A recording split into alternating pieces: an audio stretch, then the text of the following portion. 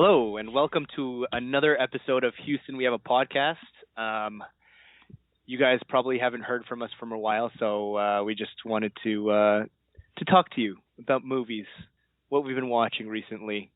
Some of these things will be new, some of them are not, but we miss you. So um, I'm your co-host, Paulo, as always, and I'm joined by Carson, your regular host.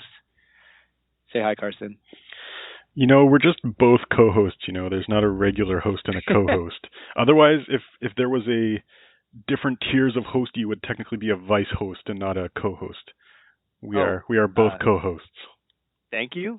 Yes.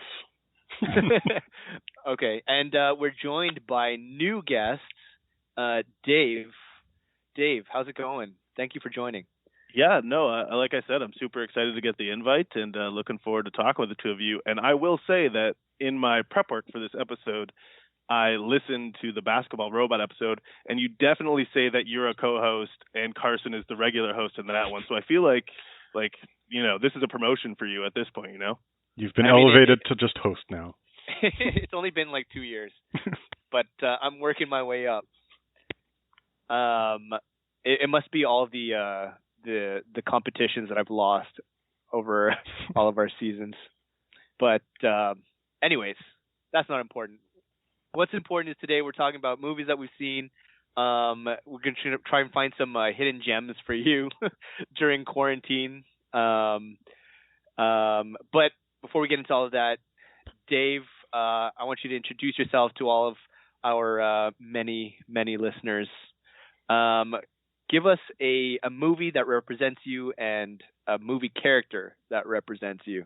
Yeah, I thought about this a lot too, and I think I have an answer now that I wouldn't like when I really thought about it. I definitely would not have had this answer a year ago. But I live alone with my dog, and I don't really go out much. And so actually, after I think it was Carson, you sent me the message, hey, prep for who do you think or which movie represents you.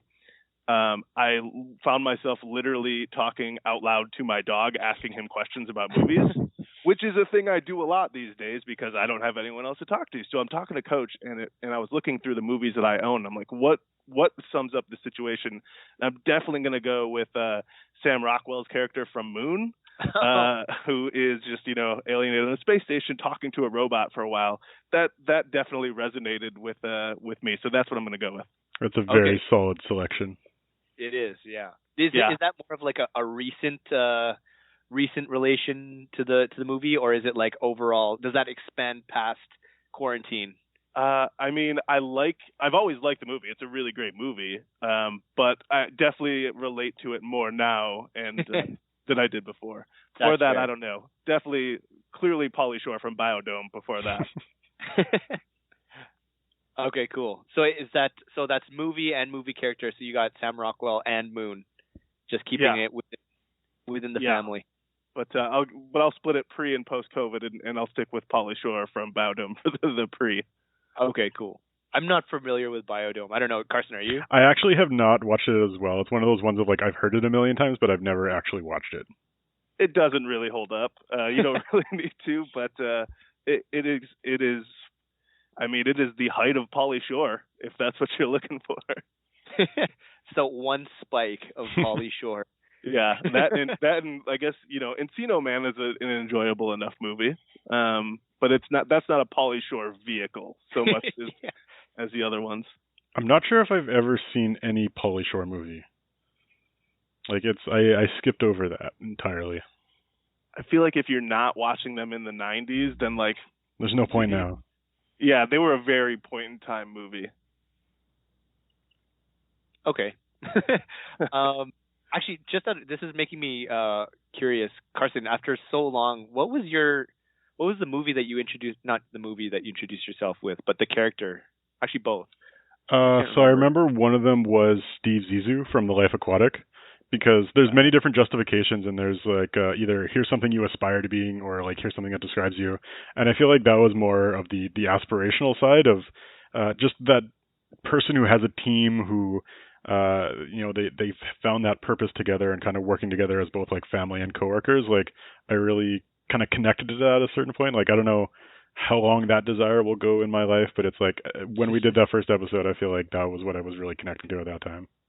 When you said Steve Zissou, I thought you were going to say just because you're both motivated by spite and revenge.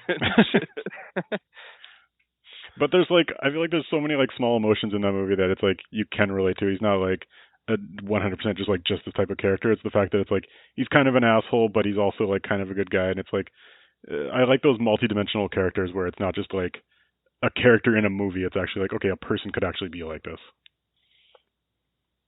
Yeah, that Bill Murray does that so well in that movie. What was your first, Paolo? I was trying to think of it while you were saying yours, and I remember Paul Rudd from I Love You Man, I think was my character, just because it's the whole awkwardness with like just awkwardness in general. And then the movie that I had picked, I think, was Scott Pilgrim versus the World, and it had to do with like just a bit of like a man-child and like eccentric video game / comic book like personality type. I forget. Something like that. Big fan. I'm sure you've seen the director was because it was like the whatever anniversary it is of Scott Pilgrim versus the World. He's been sharing out a bunch of stuff like from the filming and stuff like that. Yeah, on Instagram, he showed there was a anniversary party or something for which was like way back before lockdown, which I was gonna go to, but then I don't remember why. I think I fell asleep. Classic case. Right before the quarantine started, I was actually going for a walk, and I finally went to Casa Loma in Toronto, which is where they shot the scene with Chris Evans, where he skateboards down the stairs. And I finally went to those stairs, only to realize that they are probably like 1/10 of the size that they are portrayed in the movie. So it was a little disappointing, but I finally got there. That's a much better pilgrimage to stairs than like the Joker ones. Yeah. Not really disturbing anyone. Yeah, of all the stair pilgrimages you can make. Actually, where was that shot? Was that Chicago? No, I don't think so. Yeah. The Joker one? Yeah. That's like I've always meant to like try to go to Toronto and like go to a bunch of like famous areas that like movies have been shot, because there's actually been a lot of movies that have been shot in Toronto. And I've tried to go to a few, but there's like a bunch that have been shot way up north that I'm never going to make that. Well, speaking of and I'm gonna break our like cardinal rule here, but for The Boys on Amazon Prime, I don't know if you guys watch it. I'm currently watching season 1, it. and I'm very excited to watch season 2. Yeah, season 2. It's up to episode 5 now. It's pretty good. But a lot of The Boys, actually pretty much all of it, is filmed in Toronto, and a lot of it is filmed in like around the area of where my condo is right now, which is really funny. Like I remember there's one chase scene in season 2 where they're running down a street, but then the next shot is they're running down another street, which makes no sense considering geographically where they are. I just thought that was interesting, but I mean, hey, looks great. This is the second time, or earlier this week, I found myself in a very in-depth, multi-person conversation about Karl Urban, basically about how great Karl Urban is. I recently rewatched Dredd, partially because I was excited for season 2 of The Boys coming out, and I was just remembering how good of a movie that is, and like not enough people talk about it. I mean, Dredd, and I'm sure like this is, you guys have probably talked about some of these before, but like The Raid is one of my favorite movies of all time, and Dredd is basically just Karl Urban does The Raid, which is like, hey, it may not be that martial arts movie, but God, that's an awesome premise for a movie. It's hard for me to think about the first Raid because the second one is so much better in my opinion, which is not to speak down about the original Raid, but it's like when I think of the Raid franchise now, I think the second one. I love both movies, and I think there's a real good case to be made, to your point, Carson, that the Raid 2 is the better movie. But like if I'm drunk on a Saturday night at home and I want to watch one of those movies, like I'm probably watching the first one, where like the Raid 2 is more of like I'm having dinner, maybe haven't had any beers yet, like I'm in for a movie. That's fair. It's totally fair. My main complaint about the Raid 2 was that they had Mad Dog play a different role without any like explanation. He's in the movie, and I was just completely confused the entire time. At the same time, I'm glad he was in it. I mean, yeah, I have no complaints about him being in it. I love him being in the Force Awakens. I was happy about him in anything, but yeah, that was just really confusing for me. And then going back to Carl Urban, I recently rewatched Doom, which is a bit of a mistake. Yep. I probably should have watched Dread again, but anyways, that's not important. Let's bring it back to here and now a little bit. Carson, what is the movie that you would like to speak about today? So I am talking about the Pixar movie from this year, Onward, which stars Tom Holland and Chris Pratt in voice roles. For those unfamiliar with the movie, it's basically takes place in a D&D-esque world, so Dungeons and Dragons for those unfamiliar, where there's like magic and dragons and all these fantastical characters, but it's more of a kind of grounded family story where it's a story between two brothers. I went in with pretty low expectations. One, because I'm getting a bit of Chris Pratt fatigue. I like him and all the things that he's in, but it's like the same thing that happened with Benedict Cumberbatch, where it's like, okay, you're good, but I've seen too much of you lately. And then Tom Holland, I wasn't like totally bought into, but I was very, very surprised that it was an extremely well done movie. Maybe shouldn't have been that surprised because it's Pixar and they've been pretty solid, but they're going a little bit downhill these days. But yeah, it for those who are kind of looking at the fantasy side of things, like it's very light on the fantasy. Like that's obviously the world it takes place in, but it really is a story about two brothers going on like this journey together. And like I will actually admit to saying that I teared up a few times during this movie. Like it's actually a very touching movie of like what they do with like the whole family element. So, I mean, I was telling you guys this before we started recording, but like I would say it's probably my favorite movie of 2020 so far, which isn't saying a whole lot because we haven't seen a whole lot this year. But it's just another one of those Pixar movies that is just incredibly well done from just like the story perspective. It is like, I don't know, at the end of the day, it is kind of a kid's movie, so it's like they do go lighthearted in like a few areas. But like Chris Pratt, I think, even though I have fatigue on him, like he did a really good job in that movie. It's maybe I have a little bit of bias towards because like I used to play D&D on like a weekly basis when the movie came out. Like I'm big into like fantasy and stuff like that, but I don't know. I was pleasantly surprised with it. I don't know how like it's always hard to talk about movies that you like because there's not much to say other than like it's just good and enjoyable. But yeah, I wanted to kind of bring that up. I don't know if you guys haven't seen it, right?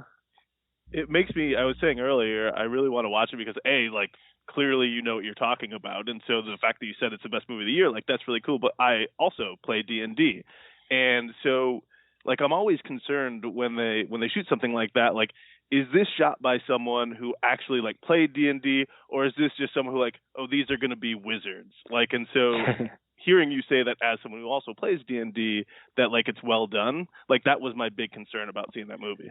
So the basic setting of the story is it's a world where fantasy and magic did exist, but people began to not believe in it over time. And so basically where it's at is a society where, you still have dragons and unicorns and all these things, but there's no actual magic happening.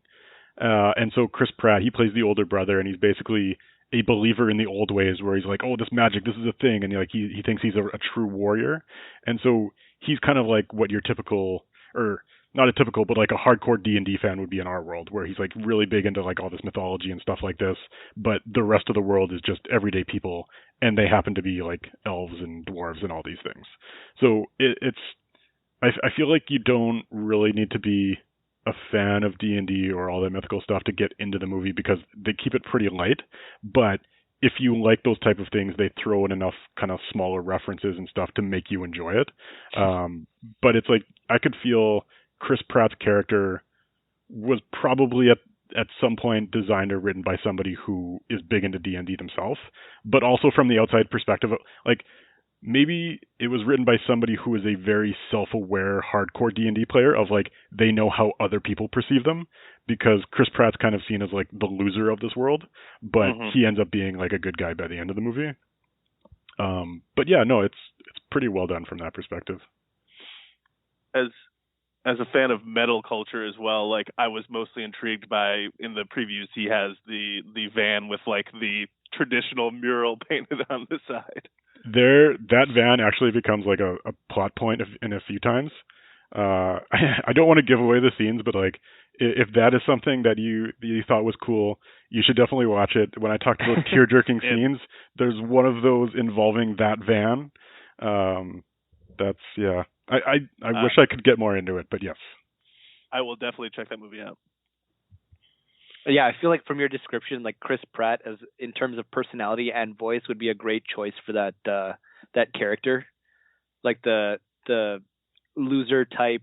I'm not to say that he's a loser, but like just his like he has like a good wondrous voice, like of like, oh wow, everything's amazing, like and but the only problem with that, I mean, for me at least, is like I feel like even if I just hear his voice, I can see his face, and it's just like I can't get away from just Chris Pratt, and then I'll think of him like with a raptor or something. But I mean, I think one thing that helped is like the brother is kind of like a fat schlubby guy, so he's not like if he was the same character as like Star-Lord or whatever his name is in Jurassic World, then I think yes, I would agree with that. I felt like it wasn't too bad because it was a different enough character than what he is seemingly playing everywhere else these days.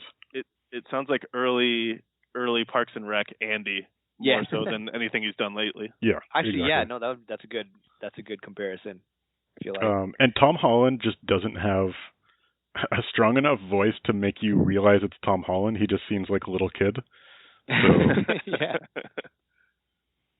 That's actually, oh my God, I can't bring up the devil all the time. Scratch that. We'll edit that out. It does make a point that I want to talk about.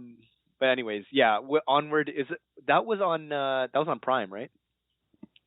I don't know if it came out in Prime. I saw it in theaters, so this was before the quarantine started.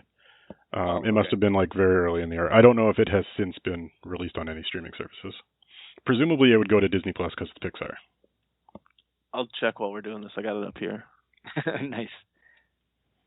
Okay, I guess while Dave is doing some research in the background, I'll bring up the movie that I saw recently, or one of the movies that I saw recently, which is I'm Thinking of Ending Things, which is not normally the type of movie that I would choose to watch willingly. I mean, my fiance and I, we have this thing where we'll take turns. We'll pick 3 movies and then we'll narrow it down until we decide on one. And even then, it's like, I think everyone knows how hard it is to pick something on Netflix when you're just trying to watch a movie, like a new thing. But this time we ended on I'm Thinking of Ending Things because it was Faye's choice this particular night.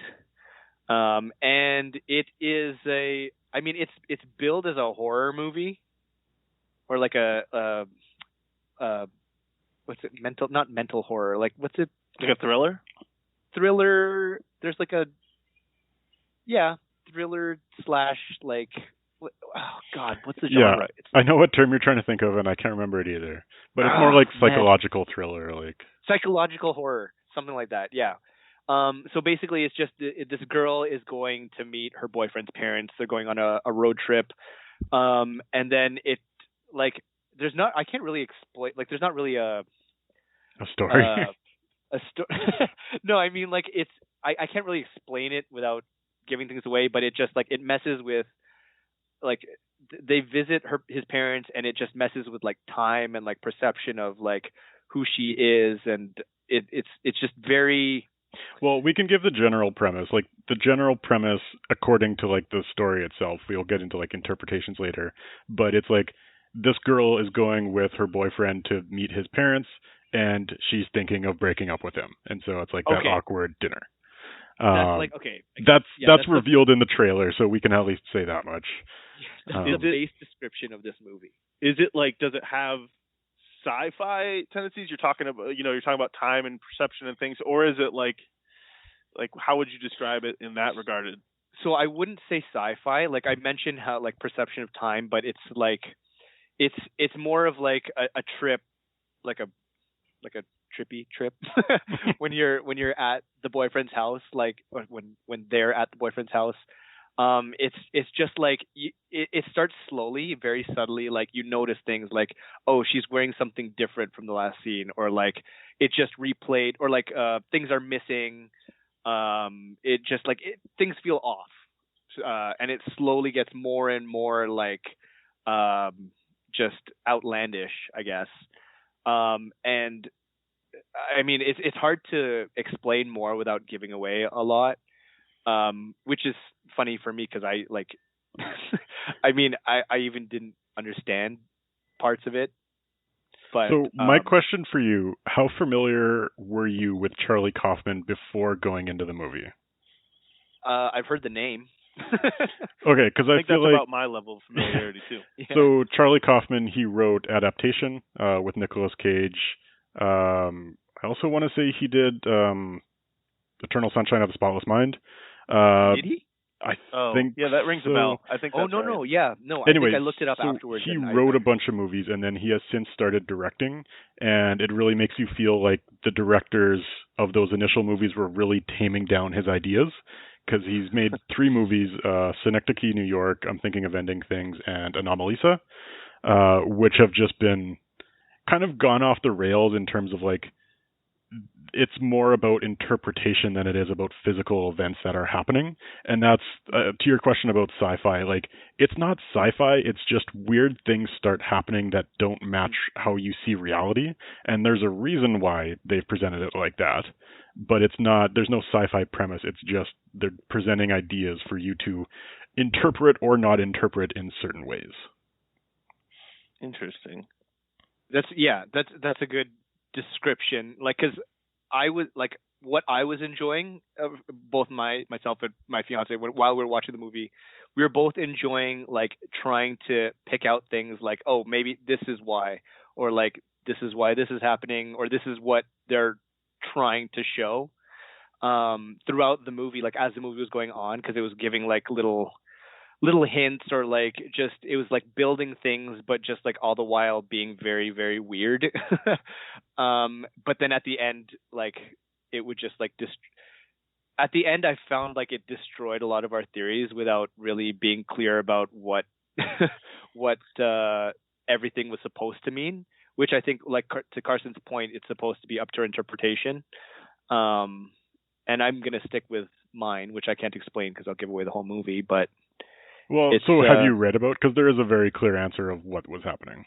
I did read an article about what everything was supposed to mean, and I mean I prefer my I prefer my explanation, but I mean, like, I understand it, and I mean it's just I think it boils down to it not being the type of movie that I prefer, and I just made it into something that I wanted.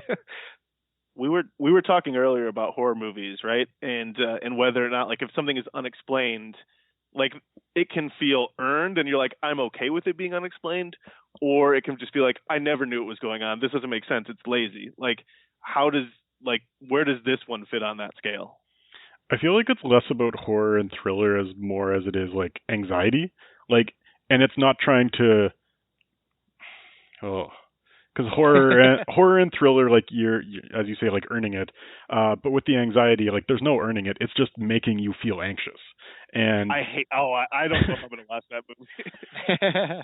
But because like it does a very effective way of like, this character doesn't know what's going on around them, and like we know that these things don't match reality, but we're not in that setting. And and that's what I think it does really well, is like you build your protagonist as a character that it would be very easy for them to, it's like, oh, what's going on with time? Like, whoa. But it's like, no, this person is like, how would you actually react if things like that were happening around you that you can't explain? And I feel like they gave those depths to the characters that made me want to understand, because there's some movies where it's like, oh, the crazy shit's happening, and it's like, I don't care because you've lost me. But it's like, there was enough in the characters that it made me want to read into it to know what was going on, because I felt like there was some real depth to those characters there. I guess. I mean, like, it's, for me personally,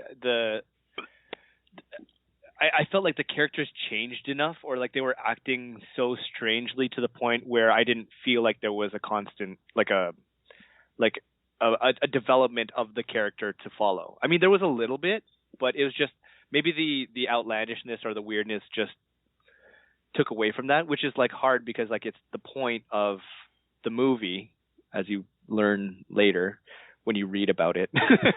But like I don't know, it just again I think it boils down to not being my type of thing. Like I would compare it to something like how you described it, just you being anxious the whole time. It's something like The Witch or to a lesser extent The Lighthouse. Like those are I would it's similar in tone to those movies, but my dislike for those movies stems from the fact that nothing really happens after, or it feels like nothing really happens. Like we have very differing opinions of The Witch and The Lighthouse, because both those movies I felt no anxiety. I was actually just loving being in the environment of what it was like. Oh, I'm 100% on Paulo. Like I felt the same way watching like The Lighthouse and The Witch and like I like those movies for me have to like it's a fine line to walk. I feel like between like a productive anxiety or like an engagement anxiety to some degree versus just like an uncomfortable feeling. Like that's a tough line to walk. Yeah, that like the anxiety that I'm talking about, like the anxiety of The Witch, I'll compare to the anxiety of Uncut Gems. Like Uncut Gems feels like you're tense the whole time because it's just like a downward spiral the entire movie of Adam Sandler's character, whereas in The Witch, like it's like you're like uncomfortable because you think like you're just waiting for something to happen. I mean, this is how I felt at least, but like you're waiting for something to happen the whole movie, and then it's just like the goat kills him. I haven't watched Uncut Gems specifically because I'm like I got anxiety enough.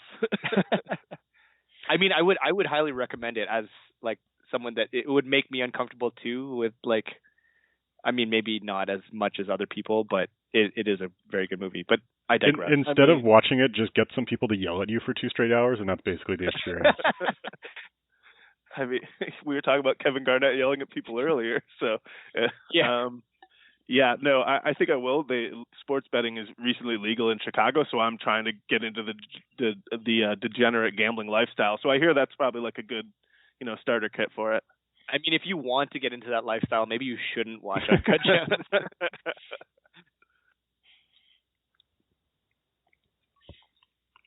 But yeah, overall, like, so I'm a Charlie Kaufman fan, going back to I'm Thinking of Ending Things.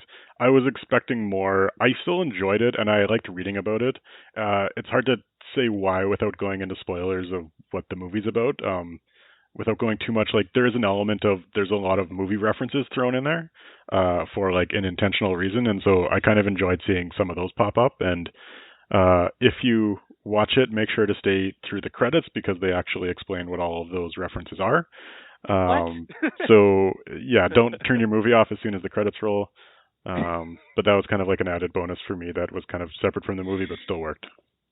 Oh, my bad. I was just done at the end. Like, especially the last scene, I think that completely lost me. And that was apparently supposed to explain what was happening. And it was just like, I at that point I was like, I have no idea. Like, this is completely against what I thought was happening, and I'm done. I got a question, and I think I know where you were going to fall on this, Carson. Like, you mentioned, like, afterward you went and read about the movie and, like, what it was supposed to mean. Like, where do you stand on reading, like, deeper, reading about a movie afterward? Like, what's your stance on that? So my preference is that everything that you need to know about a movie is contained within every frame of the movie. Like, you shouldn't be required to look at to read into something afterwards. But that said, I have found myself enjoying a few movies lately where you can go and read something as a bonus. So both with I'm Thinking of Ending Things and The Lighthouse. After I finished watching those, like, I went and immediately read up on it, and I got more, which I enjoyed, and that was a good part of the experience. But the reading was not required for me to enjoy the movie. Like, if I did not understand what was going on in The Lighthouse or I'm Thinking of Anything, I still would have enjoyed them because they're just good filmmaking. And I can appreciate, like, the atmosphere and the mood that's going on. And both of those movies, like, and that's actually why I ended up watching the credits for that one, is sometimes I just like being in the mood of a movie for a few minutes longer. And so I'll just sit there during the credits. And both of those movies I love just for the pure atmosphere of them. And so the reading didn't distract from it. It was just a bonus on top of what something I already enjoyed.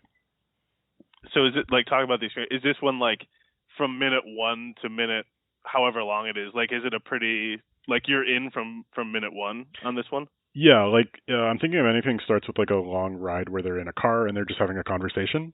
And for me at that point, like I was just enjoying it. Like you don't understand all the references that are going on, but like it's just like I enjoyed the craft, like the filmmaking of it. And it's like I didn't need to know what was going on. I was enjoying being there. You know what I was thinking when they had that one like 17-minute scene of the conversation in the car? It's like Carson would love this. I was enjoying it, and nothing else, because they were talking about like poetry and like these old type movies, and I was like, I don't know what they're talking about. I get they're just supposed to be like at odds with each other, but that's where like, the interpretation ended up like giving me a bonus, because it's kind of nonsensical but enjoyable from just like a comedy perspective when it's going on, but then you read about it and you're like, oh, that's what was going on. It's like, okay, that adds a little bit more to it. So, yeah. Will you watch it a second time knowing never, what you know now, do you think? There are certain movies that I really enjoy and will never feel the need to watch a second time. Is that because of like you won't experience it the same way? Like you know what's happening, so it's like you won't be in that mood you were talking about? It's for certain movies like that. Part of the enjoyment is not understanding, and like it's taking you for a ride. And so if you know where it's going, you don't have that same feeling anymore. Yeah, for sure. Yeah, I think. I mean, it just serves to demonstrate the different tastes that we have in movies. But I mean, I wouldn't say it's a bad movie. It's just not my thing. Yeah, I enjoyed it. I wouldn't necessarily recommend it to other people. And yeah, that's all I have to say about that. Dave, what about you? What have you seen recently that you want to talk about? Yeah, so this is I had to check a little bit when we were getting started, because I totally forgot to think about what I'd seen recently. But this past week I watched #Alive, which is a Korean zombie movie, which is a genre. This is not my first dabble in the genre. But so I watched that, which it was the right or a very appropriate zombie movie for the current circumstances, since it's just a dude in his small apartment. Basically, just instead of and there is a pandemic, it's just a zombie pandemic. But I enjoyed it, and I think the reason I enjoyed it was because it was something different about the zombie genre, right? Like it's tough to do something super differently in that genre right now, because so many have been done. And I think the last two that I've seen have done pretty well. Like this one, in the sense that like there's not really like there are hordes, but the hordes never really come into play that much. Like it's just kind of like one versus one and things like that, and it's very isolated, and it's just one guy on his own. I think we talked about it earlier, but like I think Train to Busan does it really well, like does it differently well with the whole train thing. So I think that's what I was kind of looking for, was just a zombie movie that's not just your standard fare, run away from the hordes. Somebody gets bitten and hides it for a while, and then, oh no, they're going to bite somebody else. And I thought this one did it well, with just like what would happen if like it kind of felt more realistic, of just like we're all kind of locked in our apartments and this happens, and where do you go from there? Yeah, I also watched that one, and I feel the same way. But I mean, like being a connoisseur of zombie movies, like I really like a lot of zombie. I watch a lot of them, like shitty ones, good ones. So I've seen a lot of different, like a lot of the tropes that you normally see in zombie movies, and they're like, of course, some of them or a lot of them are in this movie #Alive. But I mean, there were nice moments, like different things, because like you said, it's hard to do different stuff at this point when it comes to zombie movies. But there were like a few different ideas which I really liked in this one, that I won't spoil because I'm Anyone listening, go watch it. And it was nice to have that. I mean, I guess it's kind of topical, just to have people locked in their apartments. And I feel like, I mean, when it comes to Korean zombie movies, I guess, because I'm just comparing it to Train to Busan, but there's like, they do a lot of like random clever things in the movies. Like, it's wrapped in like a regular, these are zombies and don't let them bite you. But then there's like just clever, like random things that like really make the movie, which I really appreciated. Even when there's like such an obvious trope of, I don't know if I can spoil this, like the guy that saves them. Yeah. I know what you mean. Like I saw that coming. Like I think everyone sees that coming, right? Yeah, I mean, spoiler alert. I mean, but sorry, despite, I wasn't trying. No, I mean, like me too. I'm trying to tiptoe around it, especially for you, Carson. I don't know if you really care, but I became more interested in watching this when you said it like all take place in one setting, because I love one setting movies. I don't know if it's entirely one setting or just mostly one setting, but it's mostly. Okay. Mostly, yeah. I mean, he is cooped up in his apartment, so it's like mostly one setting. Have you seen The Night Eats the World? No, I have not.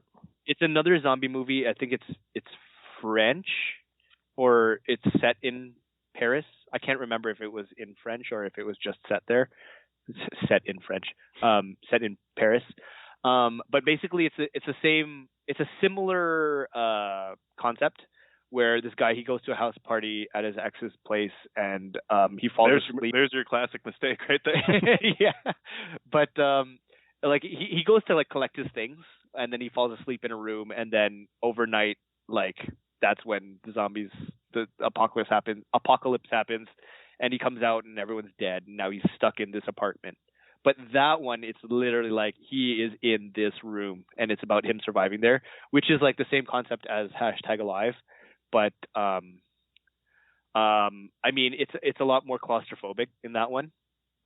So to your question, Carson, or to your point, there's a little more wiggle room in #Alive, and I just thought it was funny, and I don't know if I can say this without spoiling everything, but like, I mean, I guess it says in the title, but social media turns out to be like an important, I mean, maybe not an important thing, but it's like kind of the lesson. Yeah. I mean, there are benefits to social media, despite it being a generally terrible place. Like there's benefits, like it saves everyone. I don't know, which I found was weird, but like whatever. It was fun to watch. One thing I liked about it is like in so many zombie movies that I watch, like it is very difficult to relate because everyone's running everywhere, and I'm like, nope, I'm dead because guess what? I'm not running all of these places. Like I'm getting eaten. Like this one was a guy like. There was nothing that he did that I was like, well, I'm out. There we go for me. Like it felt very realistic for someone who stays inside for days at a time, if not for walking my dog. When I think about a title #Alive, I think about like, people using social media to indicate where survivors are. But it's like, if you're using social media, you're a survivor. You don't need a hashtag for this. But I'm sure that has nothing to do with the movie. I mean, the zombies can't do like tweet dead #dead. That's never established. To be fair, they never closed that loophole that zombies True. Can be on Maybe that's how they organize into hordes, right? They just like, okay, flash mob, zombie flash mob here. But you were saying something. No. Shit. Dave, you were saying something about just before Carson mentioned the social media thing. Sure. I think it was about how I felt like I could do all this stuff in that movie. Yeah. No, because like the guy is not like, he's not particularly good at anything. It's not like Matt Damon in The Martian where he's like a botanist so he can survive on Mars. He's just like a schlub. He's not even like a super likable character. He's just a guy. Yeah, he's a schlub who's getting by at the seat of his pants. Like he didn't go grocery shopping, so he has no rations. Like that type of guy. And I guess it's like good to follow for someone like slightly relatable in certain ways for like a gamer type Yeah, person. Doesn't like leave that. I am not set up to survive any long period of like when the pinhook first hit and lockdown first hit back in March. I was like, yeah, I've got like 2 weeks of ramen. I'm set. No, I got this covered. So in that way, it's topical. If you if you want to look at the pandemic in a different way, you can watch #Alive. And is this on Netflix or is this where? Yeah, I'm going to check this out. This seems interesting. I mean, going back to like our differing tastes, Carson, I don't know if you'll enjoy it as much as we did, but it's no I'm thinking of ending things. That's for sure. Well, I mean, like something I brought up a couple times is like the something I like about characters is like when they're actually multidimensional and they feel like real people, and so it's like the fact that you're saying those things, it makes me kind of a little bit more interested in it. I would say so, yeah. And like I think it does a good job of walking the line of like a zombie movie without like the zombies being ever present. Like a lot of it is the struggles of like just what they represent of like everything is kind of, you can't go places, right? Like there is that ever present threat that's there, but like it's more about the things he has to do because of them rather than like direct conflict a lot of the time. That basically reminds me of Zombieland 2. I don't know if either of you guys saw that. But it basically, like, when you pose the question of, like, where can you really go with just killing zombies? And I think what that movie answers is not really anywhere, because it doesn't really do much. Yeah, I really enjoyed the first one, but I have not seen the second one, and I guess I don't have a particularly strong desire to. You should not. I mean, it's one of the ones you mentioned before. It's one of the ones that you'll go to the pub and get blasted and then watch. but it's not even like funny bad. It's just like very generic and like nothing's really going on. Yeah, that's the worst is when like a movie's bad, but it's not like it just is like it's not a fun bad, you know. I will say this: there's one character in Zombieland 2 which I don't think you're supposed to like, but I ended up just like really caring for her. Even though she was quote unquote the worst. And I know who you're talking about. Like, I don't think I felt that way about her. I don't know. Like, she just seemed so sweet, and I felt bad for her really. But like, I would say she's sympathetic by the end, but not like full on likable. I guess I'm maybe not likable, but I just did. Yeah, whatever. I see where you're going. She's not even important to the story, but like. Anyways, digress again. #Alive, recommend. yeah, I would definitely recommend it. If you're into that kind of thing, right? Like that's again, I think all of these have been somewhat falling into a genre. I guess Onward is probably like the most, hard recommend. It seems like most accessible. So I'm going to transition into our what are we looking forward things because I'm going to change my mind on what I'm doing based on what we're talking about. A movie that I'm looking forward to for similar reasons of like funny bad versus like boring bad is The New Mutants. Because a couple movies that I've been really interested in recent years are like Suicide Squad and Justice League and movies that just get completely butchered in post-editing because I find them very entertaining from the perspective of you can see the business on the screen. And from what I've heard of everyone who's seen New Mutants, like there's all these interesting ideas. Another example is Fantastic Four, where they tried to do like Cronenberg body horror in a superhero movie. But the studio who's managing the movie just says, nope, we can't do that. So let's pull it back and not make it completely what we want, still have like some of those ideas, but then completely genericize it. So that's what kind of the word is about like the New Mutants right now is like, okay, you got all these interesting ideas, but the director wasn't allowed to execute on them. So for that reason, I am looking forward to go seeing that mess and talking about it and making fun of it after. If it's anything like the Fantastic Four movie, like the most recent one, then I don't know if I even want to go see it anymore because I was curious about it. But watching Fantastic Four on Netflix was like, I was just shocked that it was like upsetting for me, and that doesn't happen a lot when I'm watching a movie. I loved the point when it became a full-on horror movie when they were getting their powers, and they were like dying when they were coming back from whatever other place they were at. I was like, this is really interesting. Was making people's heads explode. Yeah, I'm like, I want 2 hours of this, and that's clearly what was intended, but the studio was like, oh, we can't do that. I never thought of that movie that way, and it makes me appreciate it a little bit more. I'm hoping the that most with recent Fantastic Four, right? yeah, and with the Snyder Cut finally seeing the light of day, the like second most trending hashtag in that style is like release the Trank cut, or really? Yeah, because apparently it does exist, and I would love to see that one day. I would like to as well. I'm just surprised people remember that. Was there anything different about the Snyder Cut? Like, was that like I know that it's a huge thing, but like, and I heard that it was being released. Like, did it make a difference? Did you watch it? So it's not coming out until March next year. Okay. But from what I know about it, it goes much more into like the weird stuff of superheroes, and like I'm a big DC fan, so like some of the stuff that it's like regular, like most audiences, like that's too much lore for them in like one movie. I think they wanted to like keep it very much on like what you know, like Batman, Superman. Let's keep it at that. Whereas those other ones, love lore. Yeah, and like it's gonna, like from what I've heard, really go into the lore and like go more into Cyborg, who's one of my favorite characters from DC. And from what I've seen in the trailer, it does look like it's the same plot, like they're gonna get to the same endpoint, but there might be just some more character development on the way. Because Batman versus Superman, there's a ultimate cut for that. And I really hated Batman vs. Superman when I first saw it in theaters, but when I saw the full like R-rated cut that was the full Snyder version, I was like, okay, there's a lot of character development here that you really needed to have in your story that you ended up cutting. So I don't think it's going to be drastically different, but I think it'll be better. And obviously better because the one that we got was terrible. So. I mean, I might have to check out that better cut of Batman versus Superman because I also did not think it was very good. I wrote a 10,000 word essay on why I hated it when I got home that night. And now I've watched it like 4 or 5 times. You just hated it that much that you felt the need to write 10,000 words about it? Yes.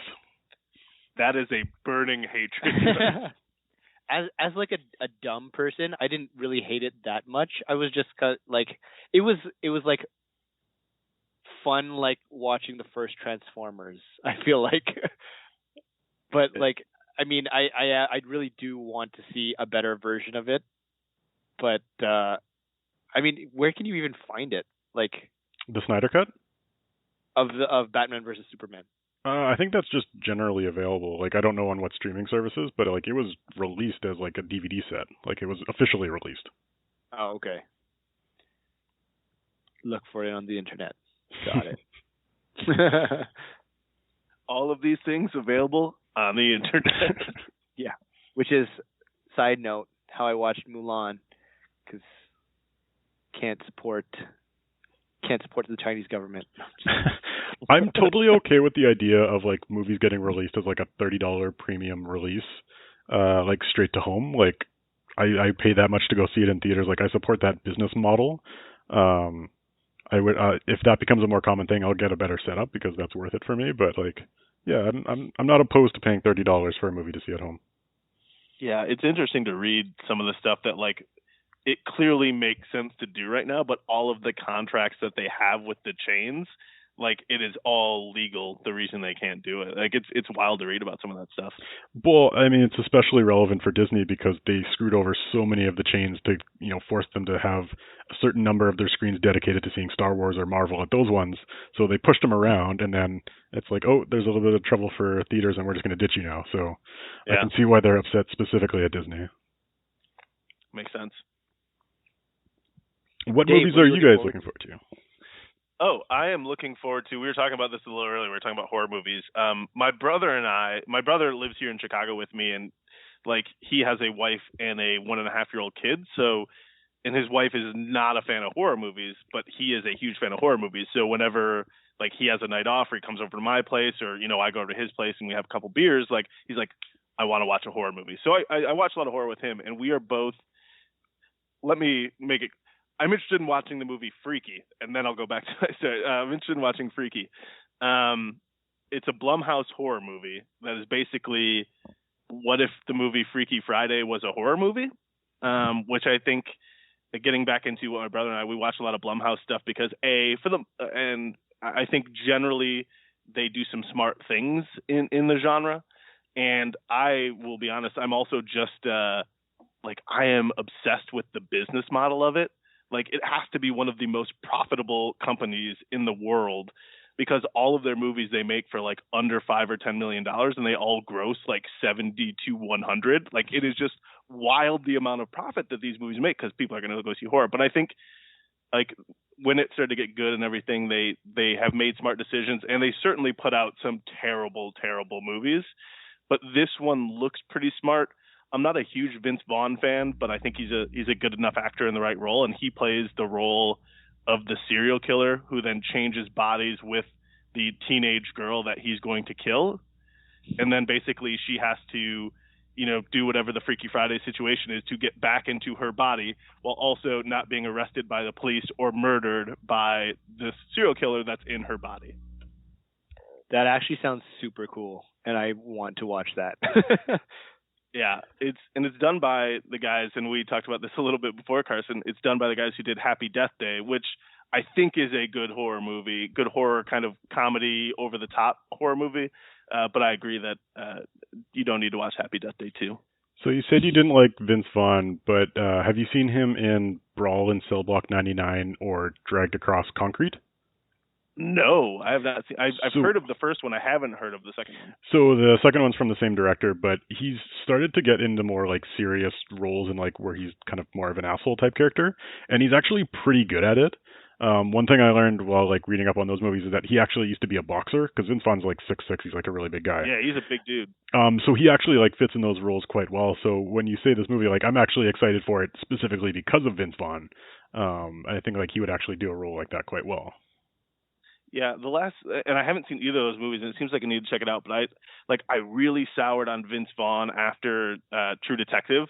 Like that was it was not good, and I don't think he was very good in it that season. And like that kind of soured me on him as a serious actor. So I'll have to go back and check one of those two or both of those maybe out. What Dragged Across Concrete and what was the other one? Brawl in Cell Block 99.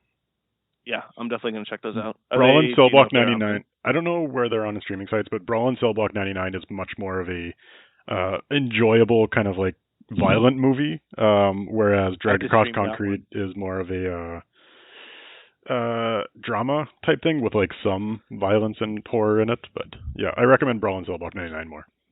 I will definitely. I'm adding these to my list. If nothing else, I'm getting a lot of valuable recommendations today. While we're talking about streaming sites, and because you say you're a horror fan, have you ever heard of Shudder or used it at all? I am a subscriber to Shudder, actually.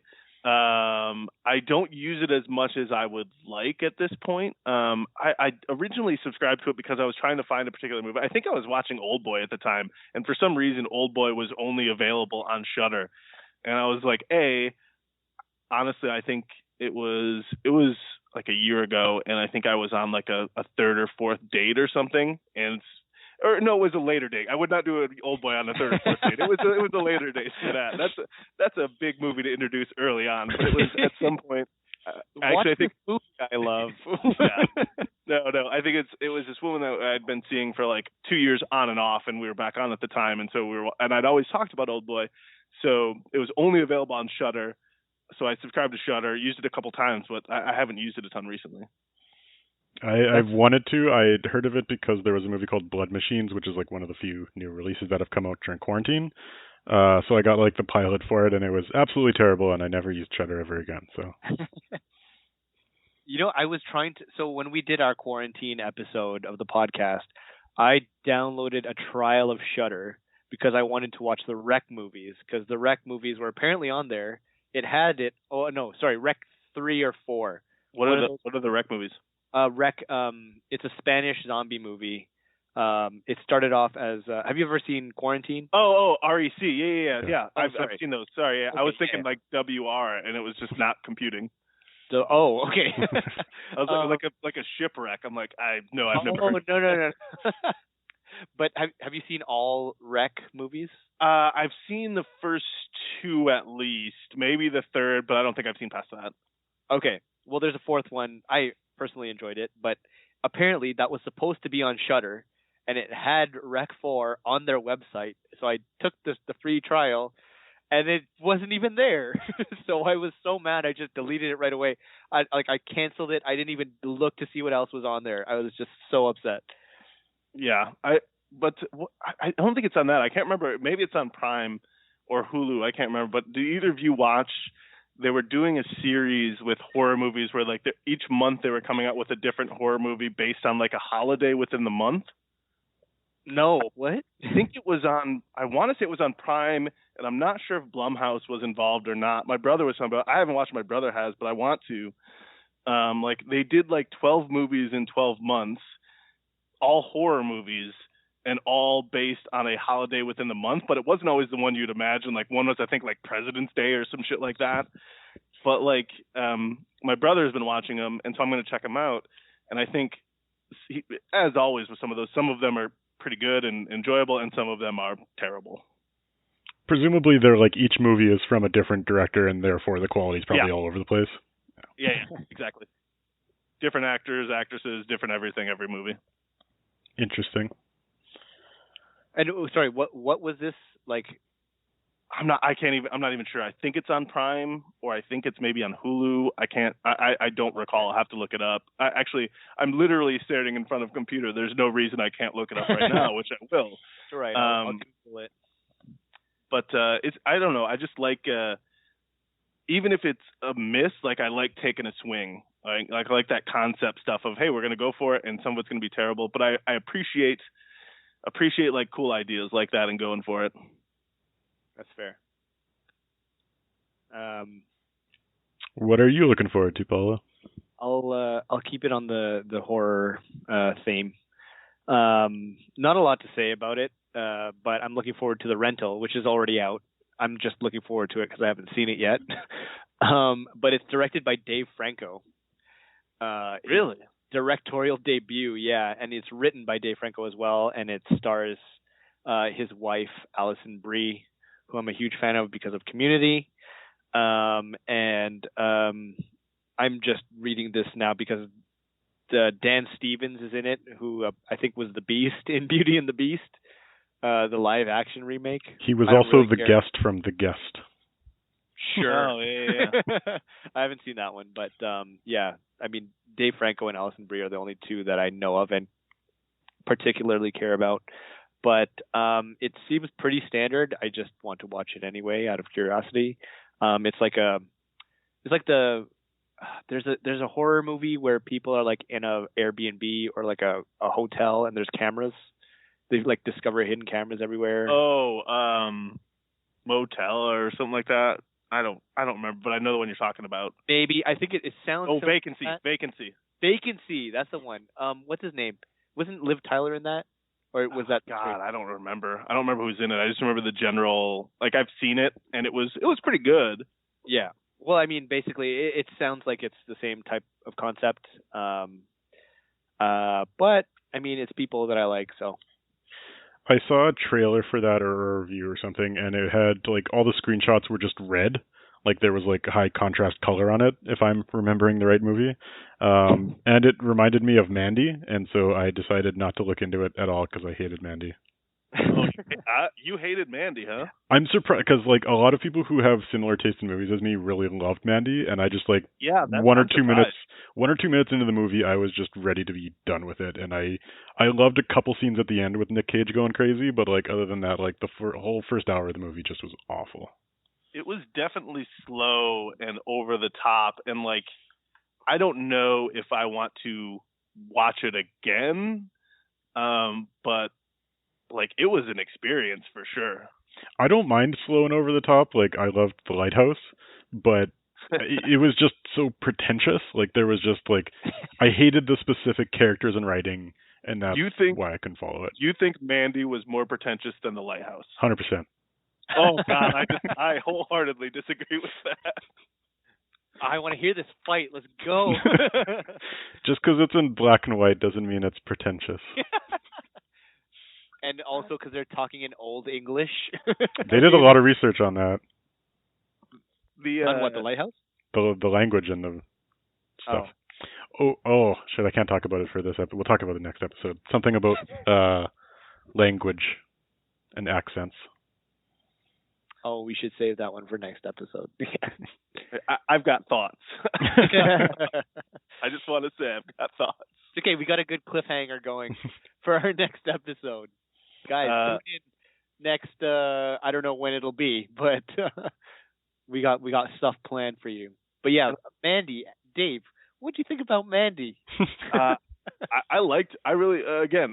think it was exactly what I wanted Mandy to be, right? Like, because when you saw the preview for the movie, and it is clearly Nick Cage going as Nick Cage as he possibly can, and the director writing and leaning into that, like, I mean, is it the best movie I've ever seen, or like, would I recommend Mandy to someone?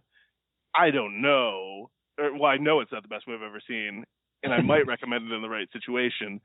But like, that is exactly what I signed up for and was wanting to get out of that movie. Yeah, I will agree with that. Like, it delivers exactly what you think it's going to. And like the second half, like just skip to 1 hour in and just watch the second half. Like, you don't need to watch the first half. But it's like the first half annoyed me enough to not enjoy the second half.